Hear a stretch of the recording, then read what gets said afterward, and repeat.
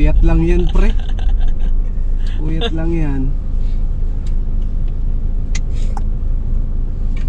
Hindi kinaya kasi dito ng higa.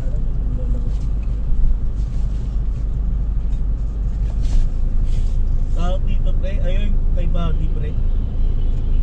Ano? Di ba nakalaya yung mga mga prisoner doon? Ang ginawa nila Lupi, pumunta ng Marineford. Oh. Impel down. Lahat ng prediction ni Baggy nagtotoo. Siguro pre may tinatago pang kapangyarihan si Baggy. May haki pa yun eh. Baka may haki yun. Totoo. Hindi lang devil fruit meron yun eh. Tama na kasi parang yung devil fruit niya parang walang Kaya siya naging Yonko, pre. Anong tawag doon? Naging emperor kasi siya after na makalayan ng Impel down. Parang ang nangyari, tayo siya nung niya, firing through niya. Umutang siya kay Crocodile.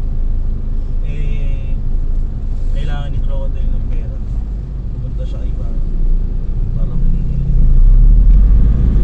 Walang babayad si Baggy. Yung pera niya, pangkiyan na lang siya. Ang nangyari, press Crocodile, matinihaw ng pagkwe.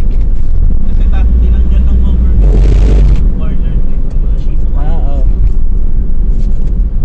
Eh di magkasama ngayon si Crocodile tsaka si Mihawk. Pero alliance lang. Ayaw kasi. Ang nagpigyaw pa yun ang buhay na. Oo nga. Si Crocodile naman ayaw niya na may kasama siya. Ayaw niya na Oo.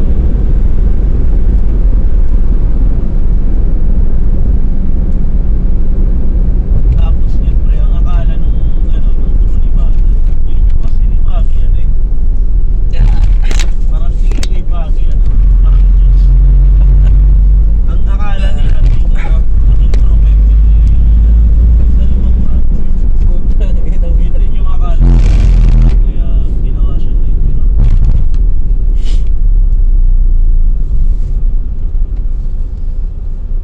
Nagpanggap na naman si Baggy ang puta. Pero gago, pre, kung may mababalitaan mo yung